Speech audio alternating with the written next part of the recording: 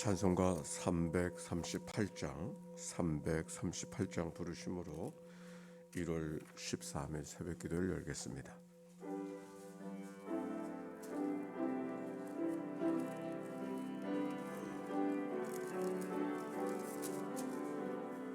내 주를 가까이 하게 하무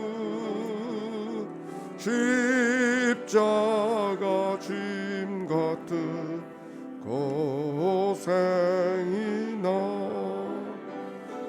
내 일생 소원을 늘 찬송하면서 주께 더 가까이 원합니다. 내 고생하는 거 옛 야곱이 돌베개 베고 잠 가슴 꿈에도 소원이 늘 찬송하면서 주께 나가기 원합니다. 천성에 가는 길 험하여도 생명길 되나니 은혜로다. 천사 날 부르니 늘 찬송하면서 주께도 나가기 원합니다. 야곱이 잠깨어 일어난 후 돌단을 쌓은 거 본받아서 순산해도 늘 찬송하면서 주께도 나가기 원합니다.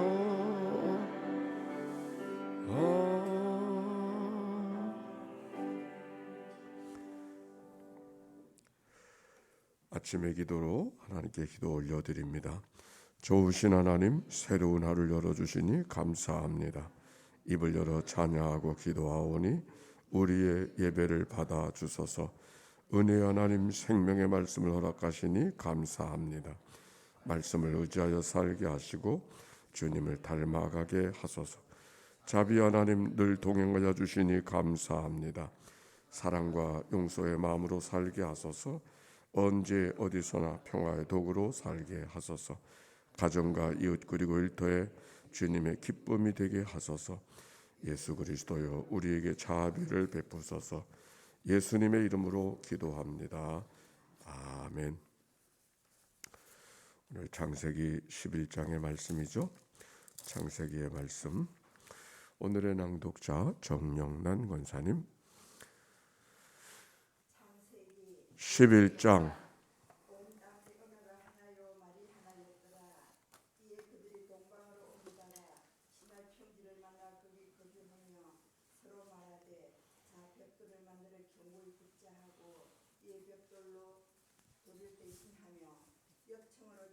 대신하고 또 말하되 자 성읍과 탑을 건설하여 그 탑 꼭대기를 하늘에 닿게 하여 우리 이름을 내고 온 지면에 흩어짐을 면하자 하였더니 여호와께서 사람들이 건설하는 그 성읍과 탑을 보려고 내려오셨더라. 여호와께서 이르시되 이 무리가 한족 속이요 어느도 하나이므로 이같이 시작하였으니 이후로는 그 하고자 하는 일을 막을 수 없으리로다. 자, 우리가 내려가서 거기서 그들의 언어를 혼잡하게 하여 그들이 서로 알아듣지 못하게 하자 하시고 여호와께서 거기서 그들을 온 지면으로 흩으셨으므로 그들이 그 도시를 건설하기를 거쳤더라. 그러므로 그 이름을 바벨이라 하니 이는 여호와께서 거기서 온 땅의 언어를 혼잡하게 하셨음이니라. 여호와께서 거기서 그들을 온 지면에 흩으셨더라. 셈의 족보는 이러하니라. 셈은 100세 곧 홍수 후 2년에 아르박삿을 낳았고 아르박삿을 낳은 후에 500년을 지내며 자녀를 낳았으며 아르박삿은 35세에 셀라를 낳았고 셀라를 낳은 후에 403년을 지내며 자녀를 낳았으며 셀라는 30세에 에벨을 낳았고 에벨을 낳은 후에 403년을 지내며 자녀를 낳았으며 에벨은 34세에 벨렉을 낳았고 벨렉을 낳은 후에 430년을 지내며 자녀를 낳았으며 벨렉은 30세에 르우를 낳았고 르우를 낳은 후에 209년을 지내며 자녀를 낳았으며 르우는 32세에 스룩을 낳았고 스룩을 낳은 후에 207년을 지내며 자녀를 낳았으며 스룩은 30세에 나홀을 낳았고 나홀을 낳은 후에 200년을 지내며 자녀를 낳았으며 나홀은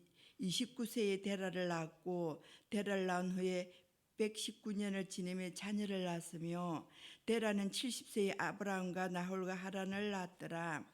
데라의 족보는 이러하니라. 데라는 아브라함과 나홀과 하란을 낳고 하란은 롯을 낳았으며 하란은 그 아비 데라보다 먼저 고향 갈대아인의 우르에서 죽었더라. 아브라함과 나홀이 장가들었으니 아브라함의 아내 이름은 사레며 나홀의 아내 이름은 밀가니 하란의 딸이요 하란은 밀가의 아버지이며 또 이스가의 아버지더라. 사레는 임신하지 못함으로 자식이 없었더라. 데라가 그 아들 아브라함과 하란의 아들인 그의 손자 롯과 그의 며느리인 아브라함의 아내 사레를 데리고 갈대아인의 우르를 떠나 가나안 땅으로 가고자 하더니 하란에 이르러 거기 거류하였으며 데라는 나이가 205세가 되어 하란에서 죽었더라. 아멘. 이는 생명의 말씀입니다. 하나님 감사합니다. 감사합니다. 서로 축복합시다. 사랑하고 축복합니다. 네. 한겨울에 미끄러진 길을 조심해서 오셨다고 얘기를 해야 될 텐데 비가 많이 와서 우중을 뚫고 나오셨습니다. 이상한 날씨가 되어져서 한겨울에 가장 추울 때를 지나가고 있는데 봄처럼 비가 많이 오니까 우리가 어떻게 기도해야 되는지 모르겠어요. 오늘도 하나님의 은혜와 축복이 함께 하시는 이 하루가 되시기를 바랍니다. 자, 오늘 성경의 말씀 11장 1절과 2절 말씀 한번 읽어봅시다. 시작. 온 땅의 언어가 하나요 말이 하나였더라. 이에 그들이 동방으로 옮기다가 신할 평지를 만나 거기 거류하여 그랬어요. 어제 말씀 속에는 노아 자손들의 이야기가 셈과 함과 야곱의 자손이 흩어져 살아가는 그런 족보의 이야기를 읽게 되어졌는데 오늘은 그 후의 이야기가 전개되고 있습니다. 그런데 오늘의 이야기 속에는 홍수 사건이 바로 그 앞에 6장부터 쭉 8장까지 다루고 있지 않습니까? 9장까지. 그 홍수 사건과 오늘의 이야기 속에는 성경으로는 딱 한 장밖에 없어서 바로 이어진 역사로 이해할 수가 있는데 여기는 이미 많은 역사가 많은 시간이 지나갔음을 전제하고 오늘의 말씀을 읽어가야 될 것입니다. 자, 오늘 성경 속에 온 땅의 언어가 하나요 말이 하나였더라. 하나라고 하는 말을 강조하고 있어요. 그렇죠? 하나라는 말이 두 번이나 반복되고 있습니다. 그래서 그들이 동방으로 옮기다가 신할 평지를 만나니 거기 거류하여, 이 동방으로 옮기다가라는 말 속에는 동방으로 옮기다, 동방으로 갔다고 하는 말로 표현이 되어져 있지만 원문에는 동방에서 옮기다 이런 말로도 표현이 되어지고 있는 것을 알게 되어지는데, 중요한 것은 시날 평지에 그들이 옮겨가게 되어졌다라고 하는 말씀이 있습니다. 시날 평지라고 하는 말은 메소포타미아 그 문명의 발상지를 지금 이야기하고 있는데, 메소포타미아 문명 우리가 알지 않습니까? 메소포타미아라고 하는 말은 두 강 사이다 그런 말입니다. 두 강은 무엇을 말하냐면, 우리가 저 중동 지방에 유프라테스 강이 있고 티그리스 강이 두 강이 가는데, 이 강 사이를 이야기할 때 메소포타미아라고 말하고, 그 강의 유역에 해당하는 그곳에 넓은 평지가 평원이 있는데 그곳을 가리켜 이 시날 평지라고 이야기하고 있는 겁니다. 즉 이런 책을 봤어요.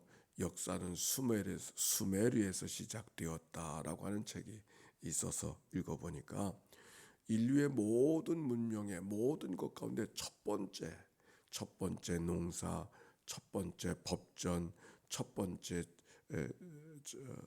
종들에 대한 이야기, 첫 번째 무엇에 대한 이야기 해서 첫 번째로 시작되어진 것을 39가지를 이야기하면서, 그 39가지가 다 어디서부터? 그 수메르 평원에서, 즉 시날 평지에서 시작되어진 이 문명의 시초가 되어졌다 표현한 것을 읽어볼 수가 있습니다.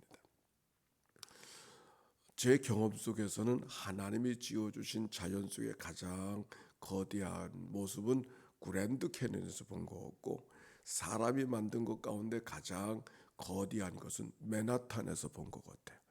왜냐하면 스케일이 다르더라고. 완전히 이 소인국에 살던 사람이 거인국에 살아가는 건물들이 스케일이 다른 모습을 바라보고, 이게 문명의 최고의 모습이 여기 있구나 하는 생각을, 현대 문명을 이야기하는 거예요.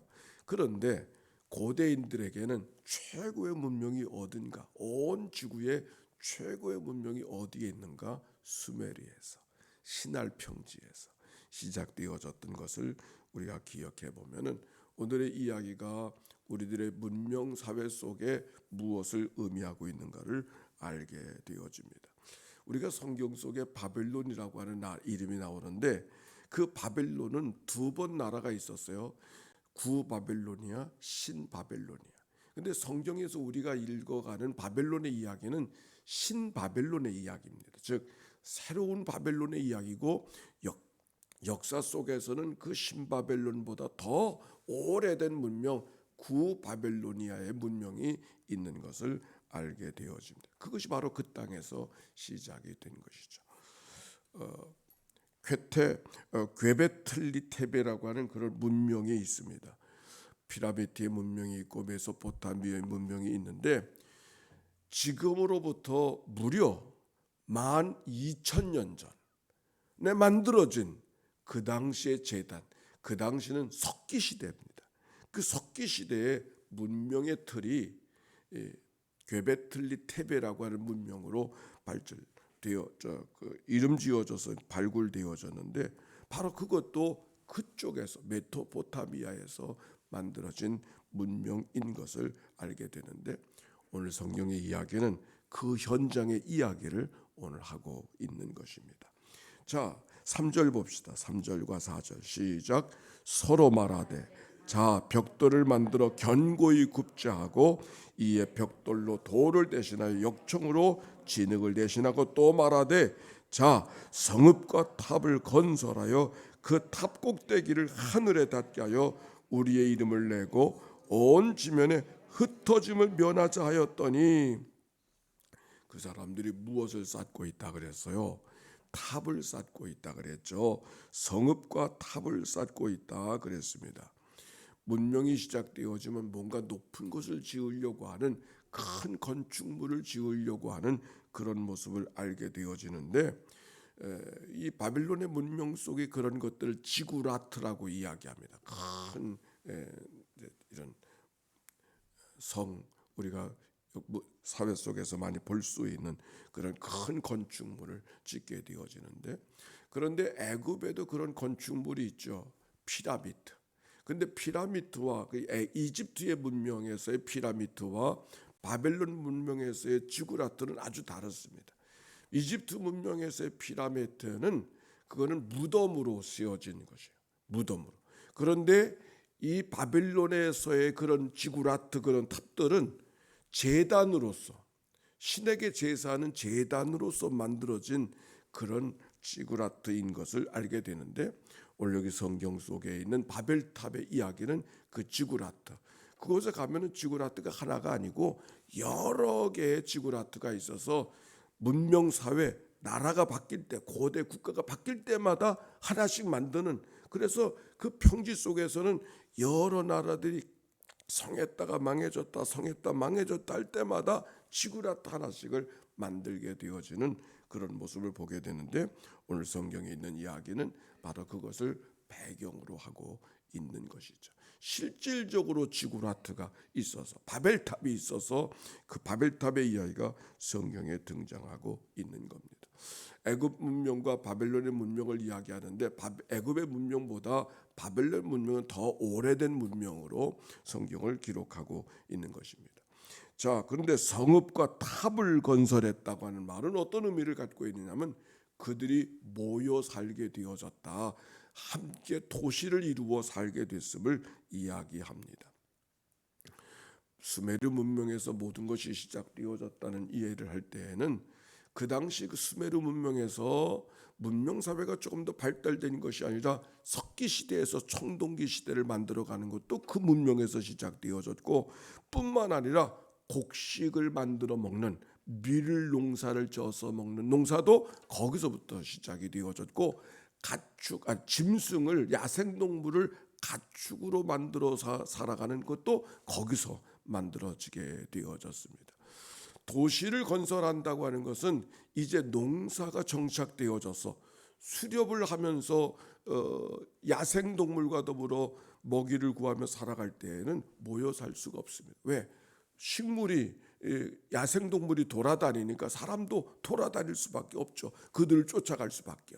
근데 사회가 이제는 수렵 채취의 사회에서 농사 짓는 사회로 바뀌어진 거예요.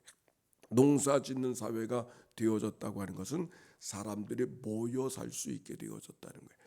목축과 농사의 차이는 어떤 차이가 있냐면, 목축은 유목민이 되어서 양들을 따라다니고 소들을 쫓아다니면서 살아야 되니까 한 곳에 모일 수가 없는 거예요. 한 곳에 모여 살면 그 소와 양들이 먹을 게 없잖아요. 그런데 농사가 되어진 것은 무슨 의미냐면 식량이 저장되어질 수 있는 사회가 되어져서, 식량이 저장되어지니까 비로소 사람이 모여 살 수 있게 되고, 모여 살 수 있게 되어지니까 성도 지을 수 있는 거예요. 함께 모여 노동력이 있게 되어지니까 함께 성도 쌓고 탑도 쌓을 수 있는 그런 기회가 되어졌음을 오늘 성경이 배경으로 하고 있습니다. 그런데 그들이 탑을 쌓고 석을 쌓는 이유가 어디에 있는가? 우리의 이름을 내고 그랬어요. 4절 또 말하되 자 성읍과 탑을 건설하여 그 탑 꼭대기를 하늘에 닿게 하여 우리의 이름을 내고.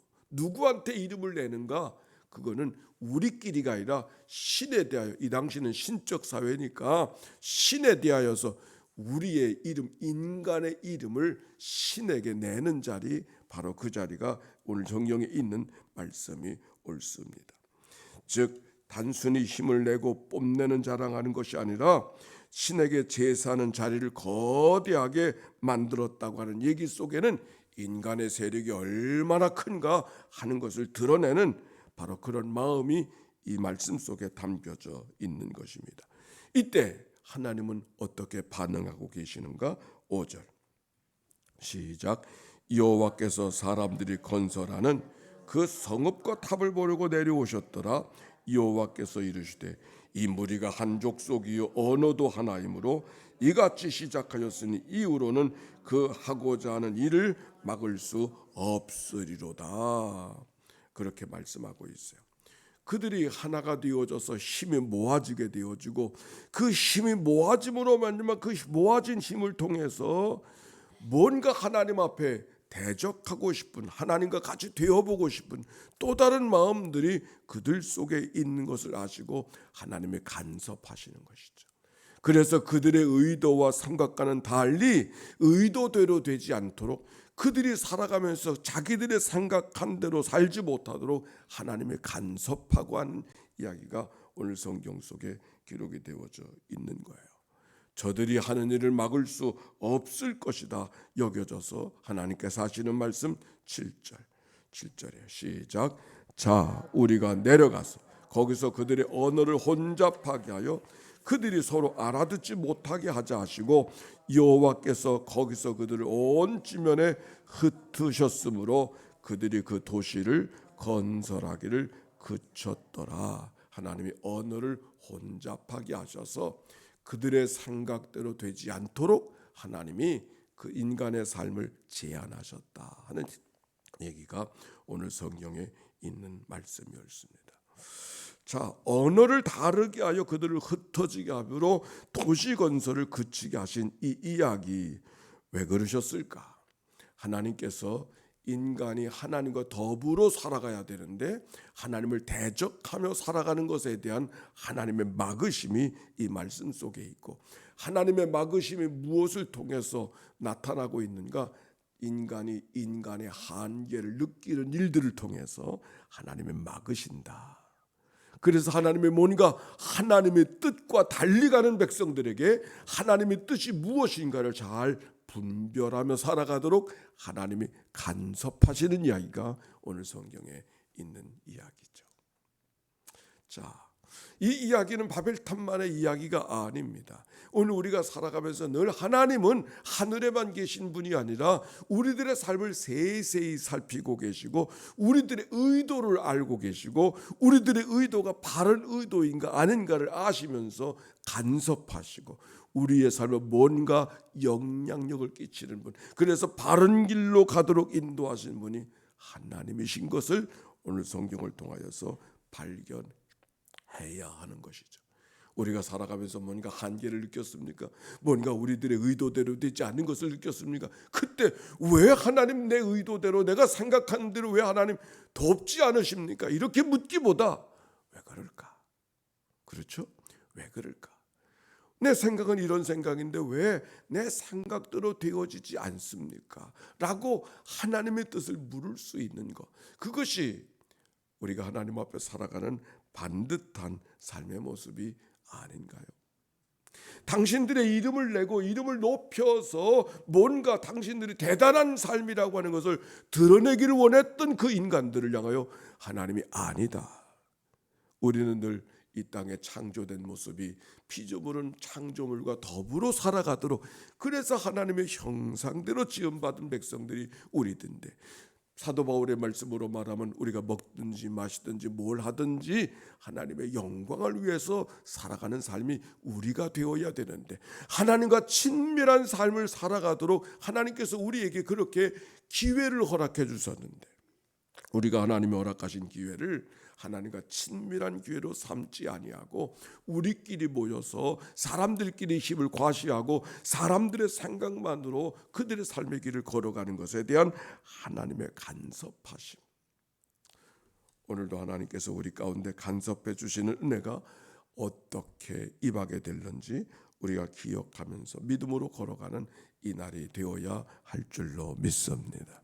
오늘 여기 성경이 그들이 하나가 되어졌던 것은, 그들이 함께 모여서 하나님을 대적하는 문화를 만들게 되어진 것은 그들이 언어가 하나가 되어졌기 때문이라는 말씀이, 오늘 우리들이 살아가는 세상이 언어가 하나가 되어졌잖아요. 다 우리는 모든 지구가 각각의 삶을 살아가는 것이 아니라 온 지구가 언어가 SNS를 통해서 언어가 하나 되어지고, 톡방에서 다 하나가 되어지고, 또 페북에서 다 하나가 되어진, 지구촌이 다 하나가 되어진, 오늘 어쩌면 우리가 살아가는 삶의 사회가 이 바벨탑의 사회 같은 그런 일들 우리가 발견하게 되어지는데, 우리가 어떻게 하든지 그 속에서 언어가 하나 되어졌다는 것이 문제가 아니라 그래서 하나님을 대적하는 것이 더 문제였음을 기억하고 오히려 함께 모여 하나님을 더 찬송하고 어떻게 하나님의 뜻을 이루어갈 것인가가 우리의 기도 제목 될 수 있다면 하나가 됐다는 것 자체가 문제가 아닌 것이죠. 오늘도 함께 모여 예배하고 찬송하는데 함께 더불어 하나님의 뜻을 잘 분별하고 믿음 안에서 그분께 하나님께 높이 영광과 찬송을 올려드리며 살아가는 믿음의 하루 이 날이 되시기를 주의 이름으로 축원합니다. 기도합시다. 하나님 감사합니다. 새벽을 깨워 주께로 달려 나오게 하시되 우중을 뚫고 주님 앞에 달려 나왔습니다. 이 주님 앞에 달려가는 마음이 우리의 삶의 문화요 고백이요 신앙이요 우리의 중심이 되게 하시어서 하나님의 기쁨 되어지는 삶이 되도록 축복하여 주시옵소서. 바벨의 문화 속에 하나님의 간섭하심이 있음을 기억하고 우리들의 삶 속에 하나님을 대적하는 문화, 하나님의 뜻과 상관없이 달려갈 문화는 하나님이 얼마든지 간섭하실 수 있음을 기억하고 고백하면서 하나님의 간섭을 경험할 때마다 인간의 한계를 경험할 때마다 오히려 하나님 내가 있사오니 나를 인도해 주옵소서. 이 고백이 우리의 믿음의 고백되도록 축복해 주시옵소서. 오늘도 이끄심을 따라 오늘도 발맞추어 마음 모아 걸어가는 이 한날이 되게 하시기를 원합니다. 드려진 예물을 축복해 주시옵소서.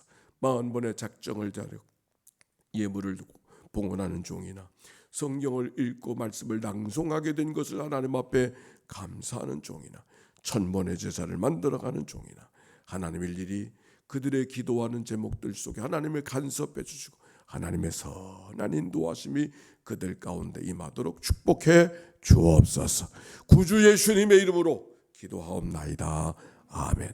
성부 성자 성령 삼일체 하나님의 크신 은혜와 사랑과 역사가 이제와 같이 영원히 함께해 주시기를 축원하옵나이다. 아멘. 우리 함께